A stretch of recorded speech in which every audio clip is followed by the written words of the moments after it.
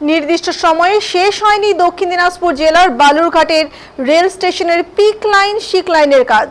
বালুরঘাট স্টেশনে এসে ক্ষোভ প্রকাশ করে কাটিহার ডিভিশনের ডিআরএম সুরেন্দ্র কুমার।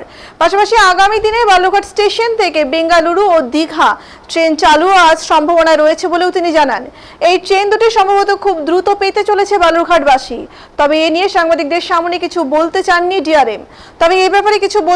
ডিআরএম। এদিন বালুরঘাট স্টেশনে এসে তিনি চিক লাইনের কাজ খতিয়ে দেখেন এবং সাংবাদিকদের সামনে ঠিকাদারকে ভৎসনা করেন।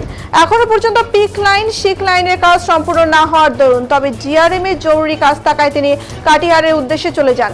সাংবাদিকদের কোনো প্রশ্নের উত্তর না দিয়েই তিনি চলে যান।